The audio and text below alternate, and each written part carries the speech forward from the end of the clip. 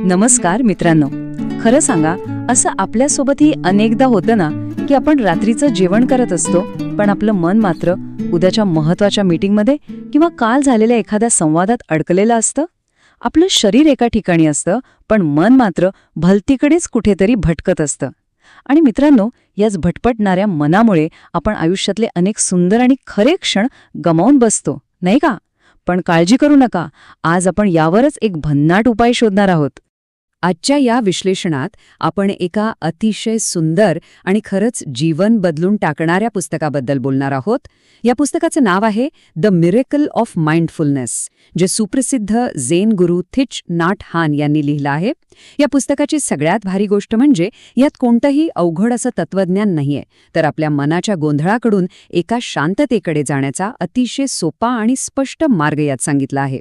आपण प्रत्येक क्षण कसा जगायचा हे आपण यातून शिकणार आहोत. तर आज आपण नेमके कोणते विषय बघणार आहोत ते एकदा थोडक्यात पाहूया. एक म्हणजे सजगता किंवा माइंडफुलनेस म्हणजे नेमकं काय.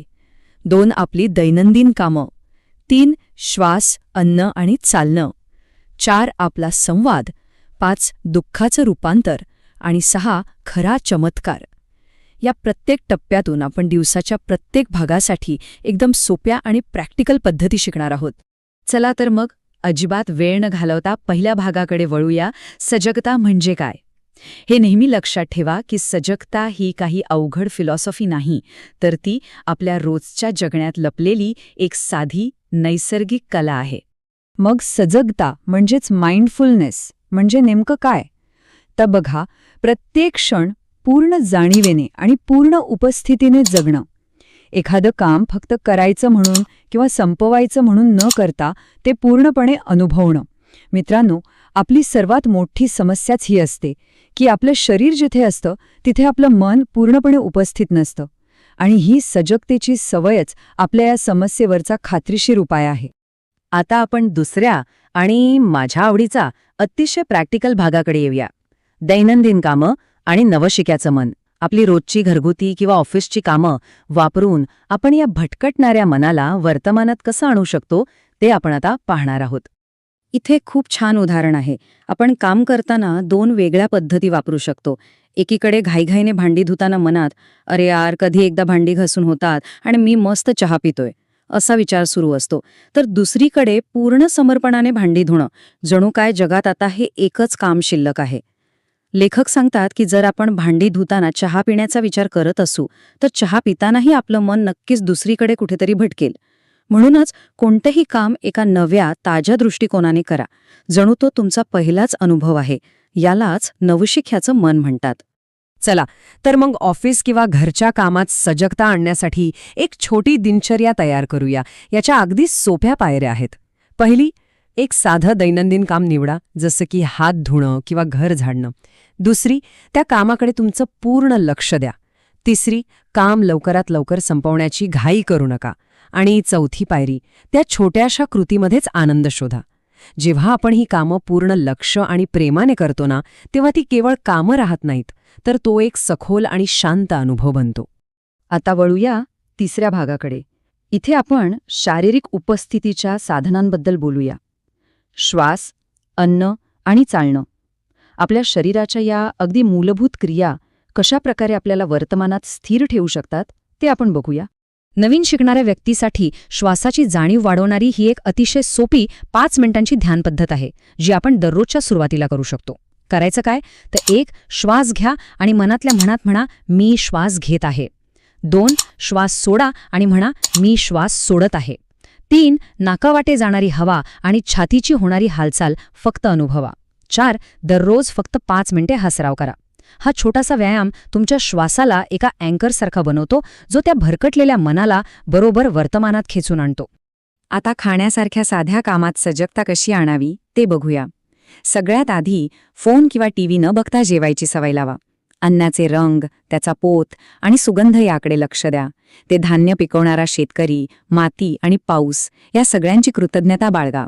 आणि सर्वात महत्त्वाचं म्हणजे जेवण्यापूर्वी क्षणभर थांबा आणि दीर्घ श्वास घेऊन त्या अन्नाचे आभार माना. अशा प्रकारे आपला प्रत्येक घास हा निसर्गाची देणगी बनून जातो. थिस नाट हान यांचं एक अतिशय विचार करायला लावणारं वाक्य आहे, जेव्हा तुम्ही चहा पिता तेव्हा फक्त चहा प्या. यातील सर्वात रंजक गोष्ट ही आहे की हे आपल्याला काहीतरी साध्य करण्याच्या दबावाशिवाय जगायला शिकवतं. बागेत झाडांना पाणी घालताना फुलं कधी येतील याचा विचार न करता फक्त त्या क्षणी झाडांची काळजी घेण्यावर लक्ष केंद्रित करा. कोणत्याही ध्येयाच्या किंवा अपेक्षांच्या ओझ्याशिवाय फक्त त्या क्षणाचा आनंद घ्या. बरं, तुम्हाला माहिती आहे का, आपण चालताना देखील ध्यान करू शकतो. ऑफिसचं कॉरिडॉर असो किंवा घराचं अंगण, या सोप्या पायऱ्या नक्की वापरून बघा. 1. चालण्याचा वेग थोडा कमी करा. 2. तुमच्या पावलांची आणि श्वासाची गती एकरूप करा. 3. जमिनीवर पडणाऱ्या पावलांचा स्पर्श प्रत्यक्ष अनुभवा. आणि 4. मनात विचार करा, मी या सुंदर पृथ्वीवर चालत आहे. यामुळे आपलं शरीर आणि मन एकदम ताजेतवाने होते आणि प्रत्येक पावलावर आपल्याला जीवनाचं सौंदर्य जाणवतं. आता चौथ्या भागात आपण बघणार आहोत की हा सजगतेचा प्रवास फक्त स्वतःपुरता मर्यादित कसा राहत नाही. परस्पर संबंधांमध्ये सजगता आणून आपण आपली नाती अधिक घट्ट कशी करू शकतो ते पाहूया. इतरांशी संवाद साधताना सजगता आणण्यासाठी या गोष्टी नेहमी लक्षात ठेवा. समोरच्याचं म्हणणं पूर्ण लक्ष देऊन व्यत्यय न आणता ऐका. ऐकताना मनात कोणतेही पूर्वग्रह ठेवू नका किंवा आपलं उत्तर काय द्यायचं याची तयारी करत बसू नका. जर एखादा मूल शाळेतून येऊन तुम्हाला काही सांगत असेल तर हातातला फोन आधी खाली ठेवा आणि त्याच्या डोळ्यात पाहून ऐका. आणि जेव्हा आपण बोलू तेव्हा संवादात आपल्या शब्दांमध्ये सत्य आणि प्रेम असू द्या. खरं ऐकणं आणि जाणीवपूर्वक बोलणं ही आपण समोरच्या व्यक्तीला दिलेली सर्वात मोठी प्रेमाची भेट असते. 5व्या भागात आपण एका अतिशय संवेदनशील आणि महत्त्वाच्या विषयाकडे वळत आहोत. दुःखाचं रूपांतर करणं. आयुष्यातील वेदना आणि मनाची अस्वस्थता यांच्याशी शांतपणे कसा सामना करायचा हे आपण आता समजून घेणार आहोत. तणावपूर्ण प्रसंगात स्वतःला शांत ठेवण्यासाठी सजगतेच्या या विशिष्ट पायऱ्या अतिशय उपयुक्त ठरतात. पहिली, वेदनादायक किंवा दुःखी भावनेपासून पळून जाऊ नका. दुसरी, ती भावना तिथे आहे हे शांतपणे मान्य करा आणि तिचा स्वीकार करा. तिसरी, त्या भावनेला स्पष्ट नाव द्या, जसं की हो, मी आता दुःखी आहे किंवा रागात आहे. आणि चौथी, तिला शांत करण्यासाठी एक दीर्घ श्वास घ्या. जसं एखाद्या रडणाऱ्या लहान मुलाला आपण जवळ घेऊन सांत्वन देतो तसंच आपल्या दुःखालाही प्रेमाने हाताळा.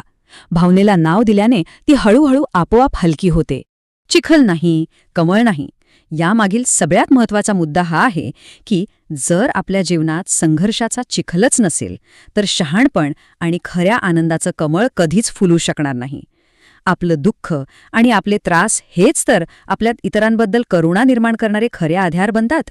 या पुस्तकात इंटर बीइंग ही एक अत्यंत सखोल आणि सुंदर संकल्पना आहे. इंटर बीइंग म्हणजे ही जाणीव की आपण केवळ एकटे किंवा वेगळे मी नाही आहोत, तर आपण निसर्ग आणि एकमेकांशी खोलवर जोडलेले आम्ही आहोत. बघा ना, जेव्हा आपण एका फुलाकडे पाहतो तेव्हा आपल्याला त्यात सूर्य, माती आणि पाऊसही दिसतो, कारण त्याशिवाय ते फूल बनूच शकत नाही. ही समज आपल्याला आपल्या अहंकारापासून मुक्त करते.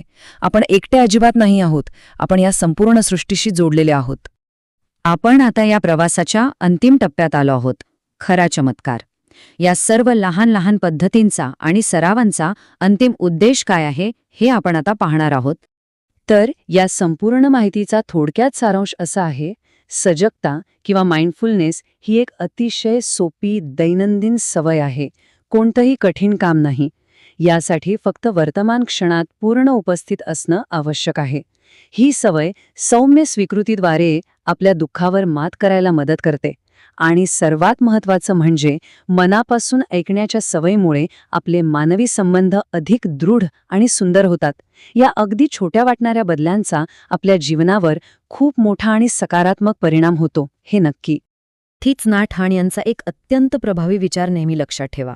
चमत्कार म्हणजे पाण्यावर चालणं नाही, तर चमत्कार म्हणजे या वर्तमान क्षणात जाणीवपूर्वक या हिरव्यागार पृथ्वीवर चालणं. खऱ्या आनंदासाठी आणि समाधानासाठी आपल्याला कोणत्याही जादुई चमत्काराची वाट पाहण्याची गरज नाहीये मित्रांनो. खरा आनंद आणि चमत्कार तर अगदी आपल्या पावलांखाली याच क्षणी उपस्थित आहे. सजगता हे पोहोचण्याचं एखादं ठिकाण किंवा गंतव्यस्थान नाहीये, तर तो स्वतःच एक सुंदर मार्ग आहे. यासाठी आपल्याला सर्व सोडून कोणत्याही पर्वतावर किंवा आश्रमात जाण्याची अजिबात गरज नाहीये. आपल्याला जे काही हवं आहे, आपला श्वास, आपलं शरीर आणि हा अमूल्य वर्तमान क्षण, ते सर्व काही आधीपासूनच आपल्याजवळ आहे. शेवटी आपण सर्वांनी स्वतःला एक अत्यंत विचार करायला लावणारा प्रश्न विचारूया. मी या क्षणात पूर्णपणे उपस्थित आहे का?